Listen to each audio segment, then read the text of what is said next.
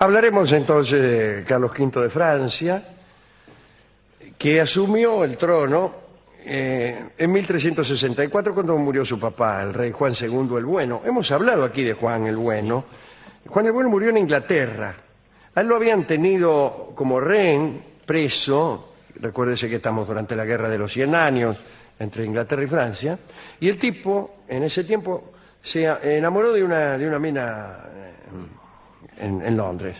Lo soltaron, volvió y no era feliz porque en París no estaba la mujer que él amaba, y entonces volvió a Londres y allí murió en 1364 y lo sucedió su hijo Carlos, que fue Carlos V de Francia. Eran tiempos, como he dicho, de la Guerra de los 100 años. Los ingleses habían invadido Francia. Carlos V estaba casado con Juana de Borbón. El 24 de mayo de 1364, la pareja real, Carlos y Juana, entró en París. Juana, que era hermosa, montaba un espléndido caballo y vestía exquisitamente. Por la noche, un gran banquete reunió a todos los nobles que estaban al lado del rey en aquella guerra, ¿no? Y París se transformó durante 2 días en una gran farra. París era una fiesta. Era una fiesta, dijo el amigo Ernesto. La reina Juana fue colmada de alabanzas, qué sé yo, y también de regalos, sírvase, qué sé yo. Esto alegró muchísimo al rey Carlos, que la amaba muchísimo.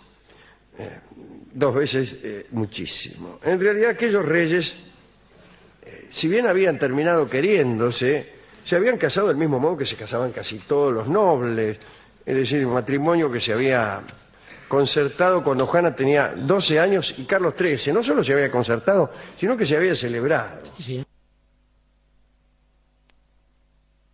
Y le pareció que el lecho conyugal era muy aburrido. Y buscó amantes más experimentadas que su joven mujer. Y a los 15 años se convirtió en el amante de una dama de la corte que, según la crónica, lo despabiló con refinamiento. Dotado de un temperamento más bien generoso, por decirlo así, Carlos se había encargado de todas las mujeres que dormían en el palacio, desde las cocineras hasta las esposas de los consejeros del trono, trono que todavía no ocupaba él. Pero cuando sí lo ocupó, Carlos abandonó aquella vida licenciosa. Dijo, bueno, muchacho, ahora voy a reinar. Y expulsó a todas las amantes, e incluso a todos los que habían sido cómplices de sus entreveros. De ese modo, para evitar regresos del pasado, se rodeó de una corte de desconocidos. ¿Qué es lo que le pasa a uno cuando quiere romper con el pasado? Tiene que transar con el futuro. Ya rey, Carlos tuvo a su lado con más frecuencia a su mujer, a Juana de Borbón. La hizo participar del gobierno. Dice, goberná un rato vos. Dice. La llevaba regularmente al consejo, incluso tenía un asiento reservado. Me imagino, ¿no? Está la reina de Francia de parada en el consejo.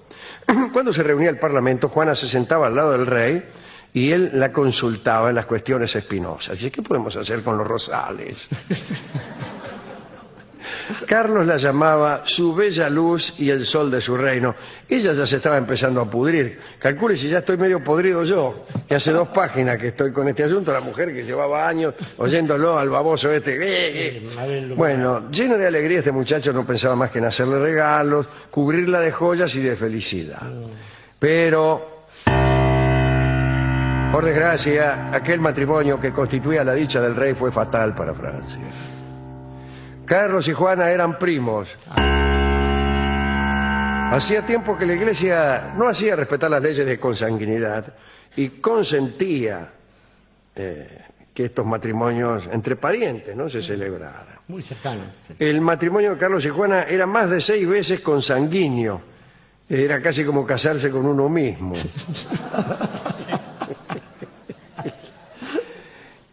Esto parece que amenazaba con reportar serias taras a sus herederos. Pero no solo Carlos y Juana habían cometido la osadía de casarse siendo primos. Sus predecesores ya venían haciéndolo desde hacía varias generaciones. Entonces no solo los herederos podían padecer las consecuencias, sino que ellos mismos ya eran producto de aquella consanguinidad y efectivamente pagaron el precio. Ellos deseaban tener hijos. Juana dio a luz al delfín Carlos. Como sus partos anteriores se habían fracasado, la reina se había hecho atar a la pierna una piedra llamada aetita, a la que los antiguos atribuían propiedades abortivas. En aquellos tiempos la corte residía en Saint-Paul, no lejos de la Bastilla, que recién había sido construida. Mira, ya la tiraron abajo. Allí residían los reyes que les gustaba más aquel palacio que el Louvre, que les parecía demasiado austero.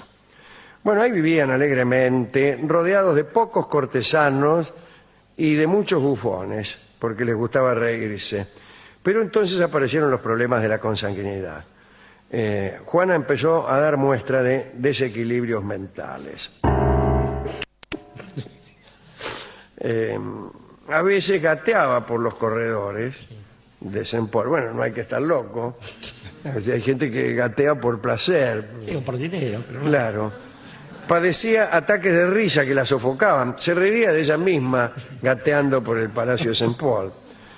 Cuando se enfurecía, arrojaba sus muebles por la ventana. Eso tampoco parece gran cosa. Pero estos ataques eran pasajeros, los que arrojaba por la ventana. Arrojaba pasajeros del ferrocarril Mitre por la ventanilla. Esto ya es un poco más... Es un poco más frecuente acá. Pero... Un día de 1373, la reina, que tenía 35 años, sufrió una crisis que sí asustó a todos, porque por las otras no se asustaban. Se arrastró por el suelo dando alaridos y golpeó a un bufón. El bufón huyó y dio aviso a los cortesanos. Se pudo asistir entonces al espectáculo de una reina en pleno ataque de alienación, diciendo cosas incoherentes, lo que llaman teatro contemporáneo. Carlos V abandonó la sala del consejo y corrió al lado de Juan. Imagínense, estaba en el consejo, viene, ahí anda su mujer, dice, pegándole a los bufones, etc. Y arrastrándose. Y arrastrándose por el fango. La encontró, cuando llegó el rey, con la falda sobre la cabeza, entregada a una danza obscena que lo consternó. Mira vos. Pero... con palabras suaves y mucho cuidado, palabras suaves como por ejemplo molicie. Logró conducirla a su habitación y allí la visitó un médico. Este médico declaró que la reina probablemente estaba embrujada. Muy deprimido, el rey Carlos hizo una peregrinación. Toda gente muy cientista. Juana permaneció en su locura durante un año, así que el rey no sé dónde habrá ido a peregrinar, pero fue de gusto, porque no se le pasó. Después empezó a recobrar la razón, me refiero a la reina, y también la memoria. Pero ni el estado de razón ni la locura duraron mucho. Juana quedó embarazada y murió de parto en la primavera de 1377. Y entonces, el que se volvió loco fue Carlos. No fue una locura grandilocuente. No era de esos locos molestos. No, tranquilo. Loco manso. Tiraba por la ventana, pero cosas más chicas, me imagino. Parece que se volvió tan triste que dejó de ocuparse de los asuntos de Estado y nunca más se lo vio sonreír. En general lo que pasa es al revés, cuando uno se ocupa de los asuntos de Estado ya no sonríe. Claro. Pero Carlos V no solo abandonó la política, sino que entró en una melancolía poblada de llantos y de rezos a la reina muerta. Encerrado en la capilla de Saint-Paul, incapaz de sobreponerse al dolor, ahí andaba. Y murió 3 años después de Juana, en 1380, a los 43 años. Esta locura, dicen, continuó en su hijo. Ya conocemos a Carlos VI, el rey loco, que jugaba las cartas con una muchacha. En realidad no estaba tan loco. Medio la familia de Carlos VI había conspirado para hacerlo pasar por loco. Y había una muchacha que por piedad lo iba a visitar. Estaba encerrado y sucio, no se lavaba. Carlos VI, el hijo de este muchacho, ¿no? Y esta muchacha lo iba a entretener y lo entretenía con un juego nuevo que habían traído de las cruzadas. O sea, tan nuevo no era, pero más o menos. Sí, sí, sí. Parece que en Medio Oriente jugaban con unos cartones pintados a un juego que se llamaba Naib. Y entonces jugaban a los naipes, jugaban a las cartas con esta chica. Y después empezaron a fabricarse los 40 cartones las pintados. barajas, los 40 cartones pintados. Bueno, ¿a quién podemos dedicar este relato? Yo creo, Alejandro, que es hora de reivindicar, no esa forma de la locura que reivindicaron tristemente el surrealismo y algunos tangos, incluso, desgraciadamente. Porque Algunos tangos y algunos viejos que nos aconsejaban, que decían, es preferible un loco, etcétera, o los que están locos son los que están afuera, no ese elogio de la locura. A diferencia de nuestro querido amigo. Pero porque esa parte de la locura es ciertamente siempre triste. Pero hay otras locuras. Estaba pensando en Juana la Loca, la española, que por lo menos se volvió loca por amor. Estaba pensando también en Juanita Larrauri, por ejemplo, que nunca se volvió loca, o en Juana Zurduy, que por lo menos eran patriotas. Estaba pensando también en otra Juana que tenía algo de Pirucci, ciertamente, porque hablaba con personas que ella creía que eran santos, pero que a la hora de los bifes, contra los británicos justamente, supo ponerse una armadura y llevar a Francia a una victoria que todavía hoy están disfrutando. Hablo de Juana de Arco. Exactamente. Así que también un poco loca de violencia. Claro, vamos, si no, porque se iba a cortar el pelo una chica. Pero bueno, digo, me parece que esas Juanas y alguna otra Juana de la que no mencionaremos el apellido, merecen por esa locura de otro orden, por una locura menos sucia, menos patética, menos triste y más eficaz. Creo que se merecen la dedicatoria para esta noche, para una loca como corresponde, ¿no? Entonces, para esa clase de locas, oiremos esta chacarera que tocan Ariel Ramírez y Jaime Torres, y que se llama La Loca, justamente. Adelante. Bien, hablemos de la brújula, que es el tema de hoy, el tema del cual se habla en todas partes. Antes de la invención de la brújula, la observación del vuelo de las aves era muy importante para los marinos, mucho más que ahora. Sí. Por eso en las navegaciones largas y peligrosas, que eran todas, embarcaban siempre aves. Es decir, ante la incerteza de encontrar aves volando, las llevaban consigo. ¿Para qué? Bueno, en un momento, si usted estaba extraviado o no sabía si la tierra firme estaba vichina o lontana, largaba el pájaro, discúlpeme usted, y ya está. El mismo Noé usó ese sistema. El mismo Noé, escrituras, sí, ¿no? Paloma, cuervo, lo que fuera. Y si los pájaros se quedaban sobrevolando la nave, eran malas noticias, ¿no? Quiere decir que no habían visto ninguna otra tierra cerca, pero si en cambio salían disparados en determinado rumbo, seguramente era en aquella dirección que estaba la tierra firme. En algunas historias míticas aparecen datos interesantes, y ahí Noé, que encerrado dentro del arca y deseoso de saber el estado de las aguas del diluvio, soltó primero un cuervo y después una paloma para observar qué dirección tomaban. No son avales míticos a estos decires anteriores. Los argonautas, que querían asegurarse de su ruta, pasaron en cierta ocasión por las rocas cianeas y soltaron una paloma. Si bien no se trataba de verificar la proximidad de la tierra, que era evidente, estaban aquí unas rocas, dos peñascos paralelos, llamados también las Simplégadas, que tenían la siguiente particularidad. Parece que cuando algo pasaba por el desfiladero que la separaba, las rocas se juntaban y hacían puré a la nave. A la nave, o al señor, al nadador, etc. Entonces, los argonautas largaron, creo que una paloma, para ver si se producía este fenómeno, que efectivamente se produjo. Pero aprovecharon el momento en que se estaban abriendo las rocas de nuevo y por ahí se mandaron a toda velocidad y finalmente alcanzaron a pasar con el hilo de una pata. Con el barco enjabonado, diría Jasón. Sí, sí. Antiguas crónicas escandinavas, digo en otro orden de cosas, cuentan que el navegante sueco Floke dirigió su rumbo hacia Islandia siguiendo la dirección de 3 cuervos que tenía a bordo. Vamos, el mismo dios Odín tenía a estos cuervos, Hugin y Munin, uno parado en cada hombro, que lo ayudaban muchísimo en toda clase de aventuras. Odín tenía otros recursos marineros, tenía aquella nave más adelantada que las de hoy, ya que era una nave que podía usarse y luego doblarse muchísimas veces y guardarse en el bolsillo, ¿no? En el bolsillo o en la bolsa, no me imagino a Odín con una americana. Con una americana con bolsillos, no. El bolsillo interior de la americana del príncipe de los dioses.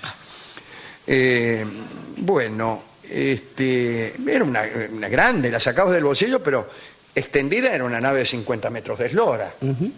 Como el vaso telescopio del jardín, pero más grande. Claro, entonces se bajaban todos, los 500 tipos, y entonces la guardaba tranquilamente otra vez en el bolsillo. Eso es muy práctico, pero bueno. Y demuestra la superioridad de los dioses por encima de los ingenieros. Claro que sí. Pero dicen que en China se gestó el gran invento que vino a certificar aquellos rumbos que a veces un poco al tuntún señalaban las aves. Después de todo, no se podía tener mucha confianza en aves que estaban sujetas a equivocaciones y no neguemos que un pájaro tiene un conocimiento de la geografía escasado. Sí. Yo no he visto nunca un cuervo que conozca la corriente del Gulf Stream. No. Bien. No El caso es que en el reinado de Zhou Wang, allá en la China, en el siglo XI a.C., parece que se descubrió la propiedad de la aguja magnética de apuntar siempre al sur y no al norte, como autores revisionistas han indicado más tarde.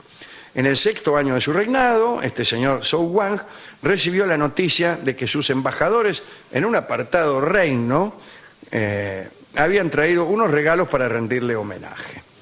El emperador dio orden de que los embajadores fueran conducidos a la corte para tributarle honores y esas cosas. Le entregaron los regalos y los viajeros estaban en duda acerca del camino más conveniente para regresar a su patria. Entonces, un tal Zhou Kung, que era tío del emperador y segundo hombre del imperio, le regaló 5 carros provistos de un artilugio que señalaba al sur. Se los llamaba precisamente así, carros que señalan el sur, Chinan Kung, como saben todos los que conocemos el chino. El idioma chino es facilísimo. Chinan Kung significa carro que señala al sur y todo por el estilo. Bien, yo hablo también cantonés. Claro, no mandarín. Un poquito, que es un dialecto chino, un dialecto del interior, porque yo soy del campo. Claro, se le nota al decir Chinan Kung. No importa. Hay varios indicios de que se habían inventado aparatos por el estilo, no por este Zhou Kung, sino por sabios más antiguos todavía. El filósofo Kikuchi, que parece japonés, sí, que vivió en el siglo IV a.C., cuenta también que el pueblo de Chong se solazaba en el empleo de carros indicadores del sur para ir a buscar jade, jade molestar. Curiosamente, al menos en las crónicas, el uso de cierta brújula era terrestre, no marítimo. Claro. No apareció en ningún escrito antiguo la utilización a bordo de un barco hasta muchos siglos después. En cuanto al jade, usted sabe que era un elemento decisivo en la búsqueda de la inmortalidad. En casi todas las historias donde un rey o un alquimista buscan la inmortalidad, hay jade. Sí, hay jade. Por ahí te hacen hervir una piedra de jade y se toman el jugo. Bien. En un relato chino de la historia de la brújula, se dice que el secreto de los carros indicadores del sur se perdió durante muchos siglos, hasta que lo reconstruyó el astrónomo Chang Hong, que murió en el 139 después de Cristo, es decir, ya en nuestra era. La explicación del mecanismo es bastante difusa. Dice, es una máquina consistente en unos engranajes que registran los movimientos del eje de un carro, de modo que una aguja señale siempre la misma dirección, cualquiera que fuese la que llevara el carro. Es medio raro. Bien. Se asegura que los chinos, cuando la usaron para la navegación, me refiero a la brújula, ¿no? Sí. Le rendían a estos aparatos una especie de culto religioso. Por ejemplo, delante de las agujas quemaban constantemente unas pastillas olorosas, una especie de gamexane. También acostumbraban a echar de vez en cuando al mar unas medallas de papel dorado y a veces unas pequeñas góndolas del mismo papel, ¿no?, con el objeto de tener las agujas propicias. Como se ve, el espíritu científico era insobornable. Los persas y los turcos llamaron a la brújula Keblegenuma, que quiere decir ¿qué demonios es esto? ¿Keblegenunga es esto? Pero ellos dicen que la aguja señalaba la posición en que se ubica la Kaaba, es decir, la piedra de la Meca, para poder volverse en esa dirección y realizar las correspondientes oraciones. Algunos suponen que los egipcios, los fenicios y los cartagineses conocieron el uso de la brújula y que lo usaron, lo mismo que los griegos. Nuestro amigo el padre Kircher y el padre Atanasius Pineda han dicho que Salomón también conocía la virtud de la aguja imantada, de cuya propiedad se servían sus marinos para ir a la tierra de Ofir, tierra de la que se tienen noticias más bien contradictorias, a pesar de las muchas brújulas utilizadas, ¿no? Pero yo creo que allí iban los hebreos, pero también los egipcios, iban a buscar la mirra, el árbol de la mirra, que servía para hacer el perfume que ustedes conocen, ¿no? Bueno, también se discute quién llevó la brújula a Europa occidental. Los franceses pretenden, como siempre, que su poeta provenzal Galard la había conocido en las cruzadas y que la había llevado a principios del siglo XIII. La llamó Marinette. Otros dicen que Marco Polo llevó el invento desde la China en el 1295, cuando ya en la China su uso era antiquísimo, desde luego, ¿no? Bueno, lo más fundado parece ser que Juan de Gois, así debe ser porque había nacido en Positano, cerca de Amalfi, perfeccionó la brújula en el año 1302 y la llamó la Rosa Amalfitana. Ese es un nombre. Qué lindo nombre para una novela de aventura. La Rosa Amalfitana, me gustó mucho. Sí, es lindo la Rosa Amalfitana. Dicen que su uso generalizado comenzó un siglo después de esa fecha, ¿no? Digamos, para terminar, que Juan de Gois, para hacer la corte o adular al duque de Anjou, que entonces era rey de Nápoles, puso en la punta de la aguja una flor de lis, que era el símbolo del rey de Francia. El duque de Anjou, agradecido, hizo levantar en Amalfi una estatua a Juan de Gois, que, como no podía ser de otro modo, está todavía allí señalando el sur con su mano. Bueno, nuestro programa se orienta con brújulas Norte, un alarde de calidad. Y eso es todo lo que tenía que decir Dorio acerca de la brújula, su invención, el modo de orientarse que tenían algunos pueblos en la antigüedad, etcétera, etcétera, etcétera.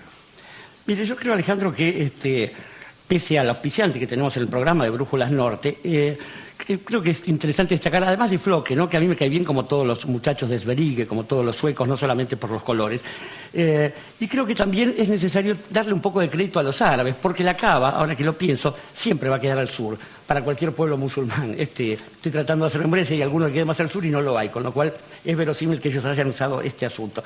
También para sus amigos de Chinancún, los dueños de los carros, porque un carro, salvo que aparezca algo que tiene más que una yunta de bueyes, ha hecho buena parte de la historia de la patria, y en ese sentido nosotros tenemos el corazón mirando hacia el sur, porque creo que justamente nos hemos pasado tantos años, tantos siglos, incluso creyendo en aquellos que nos han hecho pensar que siempre el rumbo tenía que marcar el norte, que es bueno dejar de lado esos coros desorientadores y empezar a mirar para dónde apunta nuestra propia aguja. Escucharemos ahora al coro de los desorientadores, que es un fragmento de la opereta Lo que me costó el amor de Laura.